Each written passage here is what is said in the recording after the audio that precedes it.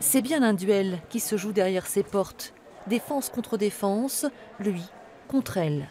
Lui que ses proches décrivent comme un garçon profondément non violent, un temps aux prises avec la drogue. Elle, oisive, amoureuse, possessive, voire envahissante. Le couple vivait en vase clos, ils sont donc tous les deux présents le jour du drame. Le bruit, les coups, le transport du corps, si l'homme s'accuse spontanément du meurtre, on comprend difficilement que sa compagne n'ait rien vu, ou plutôt qu'elle n'ait rien voulu voir.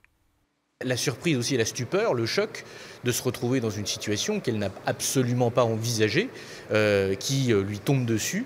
Et je pense que c'est, à mon avis, l'agrégation de ces éléments, l'immaturité, le sentiment amoureux, le choc, qui peuvent expliquer une passivité et une réaction qui n'est pas celle qu'on peut envisager.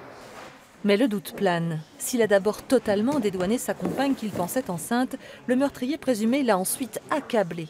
Son ADN est présent dans la voiture de la victime, sur le scotch enroulé autour du cadavre, au point qu'elle est un temps, elle aussi, mise en examen pour meurtre, un chef d'accusation abandonné en cours d'instruction.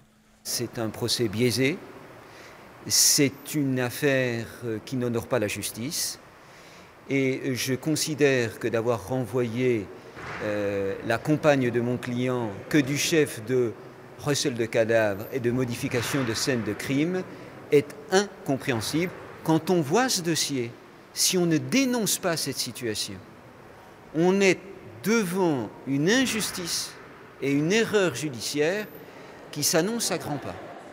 Assis à bonne distance l'un de l'autre dans le box, les anciens amants s'ignorent. Lui pleure, elle non. Lui risque 30 ans, elle 3.